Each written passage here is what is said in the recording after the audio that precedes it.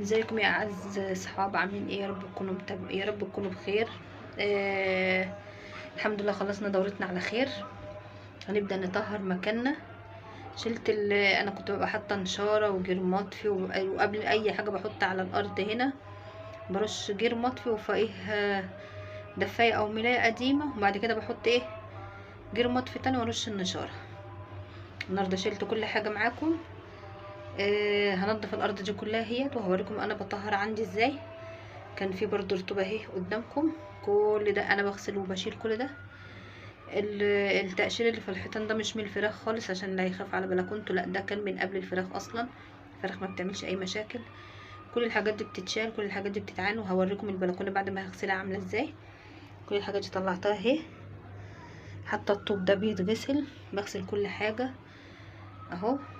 الارض كلها اهي، انتوا شايفين الارض ناشفه ازاي؟ هي بس الحته دي اللي مطرح الرطوبه، ممكن تكون مطرح السقايه، لكن الارض كلها ما فيش اي حاجه اهي. هلمها معاكم وارجع لكم تاني اهي. نضفتها كلها اهي. اللي فيها ده بيطلع على طول على فكره، ساعه ما اجي انضفها في الاخر خلاص بقى الوش الاخر ده هوريها لكم اهو، اللي لميته منها اهو. دي بقى كل الحاجات اللي استخدمتها من اول الكتاكيت لحد ما ذبحت الدوره كلها اهي. السقايات، العلافات كلها، حتى القفص اللي كنت محجزه بيه ده، الطوب، كل الحاجات دي بتتغسل. ما بنخليش اي حاجه، كل حاجه معايا بتتغسل بتتطهر ببكلور، ميه بكلور. انا دلوقتي هطهر ازاي؟ في ناس بتطهر بكلور، في ناس بتطهر بفنيك. انا بجيبه من عند بتاع المنظفات، ده اللي هعمله بيه دلوقتي. في ناس بتجيب ماده من عند البيطري بتطهر بيها. انا بطهر لمده 3 ايام، وبعد ما هخلص هوريكم انا ايه الارض هترجع عامله ازاي. دلوقتي هوريكم اللي انا بطهر بيه اهو. ثواني.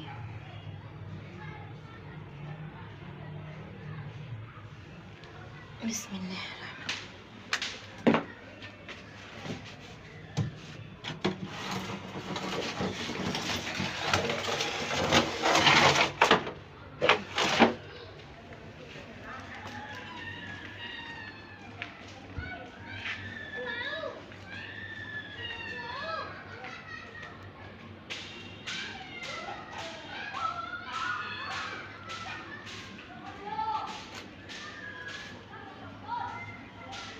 بسم الله الرحمن الرحيم. الازازه اهي، انا هخرم الازازه من فوق اهي، وهبدا بقى ايه على الحيطان اهو.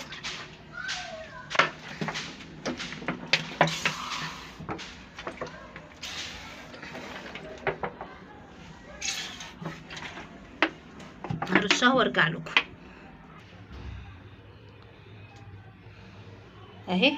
شوفوا الحيطان كلها اهي قدامكم اهي، باينه خالص.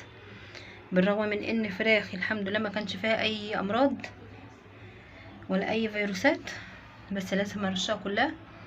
رشها كلها، الجناب كلها اهي. الحيطان دي اول حاجه كده هسيبها كده لمده 3 ايام، تقتل اي فيروس او اي حاجه في المكان. هسيبها كده لمده 3 ايام. بعد ال3 ايام هبدا اغسلها كلها، وهنعملها برضو مع بعض خطوه خطوه، بس دي اهم حاجه. هسيبها كده لمده 3 ايام، ما نقلش عن ال3 ايام يا جماعه. والله اللي بيستربع على الحاجه دي دورة الفراخ بتنتهي منه، تعبه بيروح على الفاضي. اللي هيأثر في النظافة والتطهير تعبه هيروح على الفاضي ان شاء الله. بعد ال3 ايام هرجع اوريكم المكان عامل ازاي، وهبدأ دورتنا الجديدة ان شاء الله ان شاء الله ان شاء الله مع بعض، وبإذن الله تكون زي اللي فاتت بإذن الله يا رب ان شاء الله. هخلص الفيديو دلوقتي كده، هقفله على كده، وهوريكم برضو ايه ازاي هجهز له الدورة الجديدة ان شاء الله. قمتها، قعدت حوالي كتير رشه فيها فنيك او كلور. الحاجات دي هي اللي بتطهر. بقالها الوقت يجي شهر وزياده انا سايباها. رشيت فيها المطهر وسبتها، هي المفروض 3 ايام، بس انا عشان ما عملتش تاني سبتها ما شاء الله اللهم بارك. الدورة اللي فاتت طلعت زي الفل، الله اكبر. عقبال دورتنا المرة دي يا رب. انا هنا شغالة بايه، حاطة معايا لمبة اهي، ودي دفاية. الدفاية دي حلوة جدا اهي، شمعة بتدفي المكان حلو قوي، مدفية المكان. انا حطاها هنا بقالي الوقت يجي اكتر من ساعة. قبل ما انقل الكتاكيت بتاعتي لازم احطها هنا. حطيت موكيتا عشان تفصل البلاط السيراميك من النشارة او الحاجة اللي هحطها عشان ما تسقعهمش. موكيتا قديمة، كراتين، ملاية، دفاية، اي حاجة قديمة تحطيها عندك. هنا هنبدأ بقى نرش الحاجة اللي احنا جايبينها، التبن اهو. هرش المكان كله بإذن الله علشان ايه، نستقبل كتاكيتنا في المكان الجديد على خير يا رب ان شاء الله. اللهم ان شاء الله يا رب، ربنا يبارك. لا حول ولا قوة الا بالله العلي العظيم. ما شاء الله ما شاء الله ما شاء الله. هفرشها واكمل فرش فيها واقول لكم انا هعمل ايه تاني. ان شاء الله باذن الله هتشوفوا الكتاكيت هتاخد هنا راحتها جدا. نضف المكان جدا، حيطان وسقف وارضيه كله بالكلور. وهفرشها مع بعض، هفرشها النشاره وارجع لكم. ظبطنا لهم الدنيا اهو ما شاء الله. فرشتها، لازم السمك هنا يبقى عالي يا جماعه. شايفين قد ايه؟ شايفين اهو. انا خدت كبشه ولسه على الارض اهو. شايفين السمك هنا انا معليه عشان السقعه. طبعا انا مش بلم اهو عشان انا مش هحطهم في المساحه دي كلها في الاول كده. هلم الاول المساحه دي صغيره عليهم كبيره عليهم، فهصغر المساحه اهي ان شاء الله. دولت كده باذن الله يا رب ان شاء الله. هنحط فيهم الكتاكيت النهارده. انا طبعا بدفي المكان الاول، لازم درجه الحراره هنا تبقى عاليه الاول علشان ما يبردوش مني وادخل بقى في حوار تعب وكده. حاطه من تحت طبقه جير مطفي، لازم من طبقه الجير من تحت تمسك المكان. بسم الله الرحمن الرحيم. وان شاء الله هنقل كتاكيتنا ونشوف مع بعض هنعمل لهم ايه النهارده. ممكن النهارده كده ايه ان شاء الله باذن الله هتشوفوهم النهارده في المكان الجديد وهنقلهم، وتبقى دورتنا على خير يا رب باذن الله. يا رب ادعوا لي دورتنا تكمل على خير باذن الله باذن الله باذن الله. كل سنه وانتم طيبين. دي دوره رمضان ان شاء الله يا رب يعود علينا وعليكم الايام بخير يا رب، وعلى امه محمد كلها. وان شاء الله هنقلهم وارجع لكم تاني. بسم الله الرحمن الرحيم. شايفين هم لسه برضو مش واخدين على المكان، بس المكان ما شاء الله اللهم بارك، الله اكبر اهو ما شاء الله.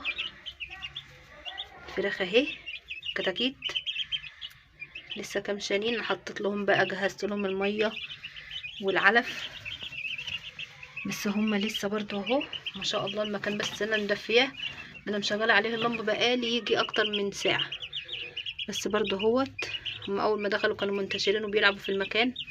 على بال ما حجزت عليهم هم طبعا حاسين ان المكان واسع عليهم اهو، بس هو كده احسن ما شاء الله. لا قوة الا بالله اهو. ان شاء الله هتكمل بقى دورتنا على خير في المكان ده ان شاء الله ان شاء الله يا رب باذن الله. النهارده انا ما حطيتش حاجه خالص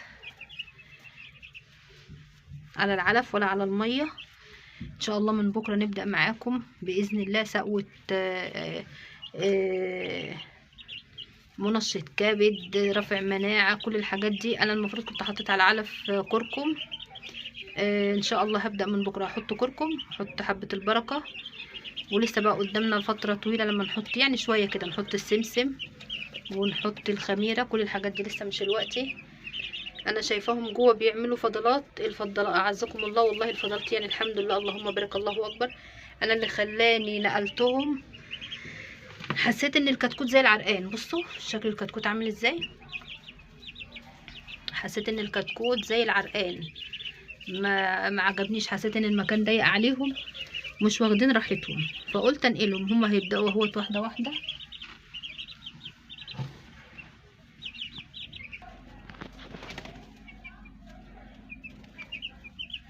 هيبداوا اهوت يتحركوا في المكان. اول ما يحسوا بدفى، اول ما يحسوا بدفى هيتحركوا في المكان ان شاء الله.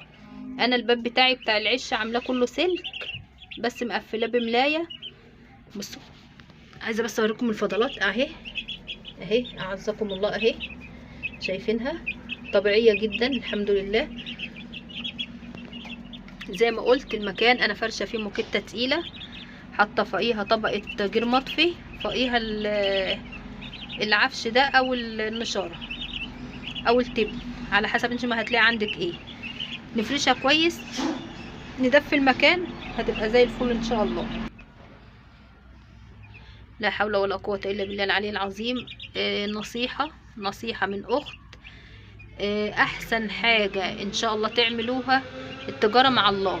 التجاره مع الله اهم حاجه. عربيات بره شغاله والصوت فظيع، يا رب يكون صوتي واضح يا جماعه. التجاره مع الله والله ما في احسن منها. يعني انا دلوقتي عندي اهوت الفراخ، اول ما بتطلع انا حاطه في دماغي اني هطلع حاجه لله منها. بعمل اطعام، الحمد لله. الاطعام ده اصلا ملوش دعوه بالفراخ خالص، انا بعمل اطعام الحمد لله باستمرار، بعمل اطعام منهم. انا عارفه مثلا حد ظروفه مش كويسه بديهم فراخ بحالها، يعني اغسلها وانضفها، اذبحها وانضفها واغسلها واديها لهم نضيفه زي ما هعملها البيت بالظبط. بيت اوديله فرخه، بيت اوديله فرختين على حسب. والحمد لله الحمد لله الحمد لله ربنا بيكرمني والله العظيم اخر كرم. قاعدين وراهم والله العظيم ربنا بيكرمني، لان مفيش احسن من التجاره مع الله، مفيش احسن من الاطعام. يا ريت تبقى حاجه كده دايما، ربنا والله العظيم بيزيدك ما شاء الله اللهم بارك الله اكبر. والله العظيم اللي بيبدأ في الحاجات دي ربنا بيطعمه خير، وبتبقى دنيته ما شاء الله اللهم بارك. والله العظيم ربنا يعني بيعوضه على طول في ساعتها ما شاء الله اللهم بارك. عايزينها تبقى عادة دايما ما نقطعهاش ان شاء الله، ويا رب دايما على خير.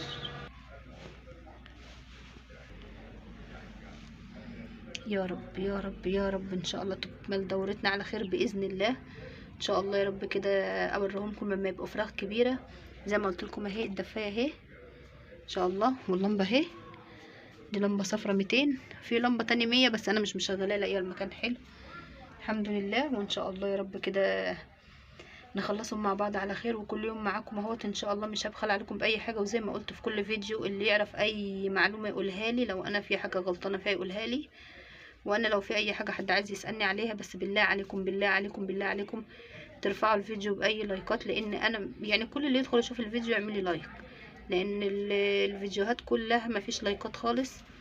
نفسي القناه تترفع، نفسي القناه تتشاف. وفي اخر الفيديو اقول لكم اللهم صل وسلم وبارك على سيدنا محمد وعلى اله واصحابه اجمعين، ولا حول ولا قوه الا بالله العلي العظيم. والسلام عليكم ورحمه الله وبركاته. مع السلامه يا اعز متابعين واغلى اصحاب.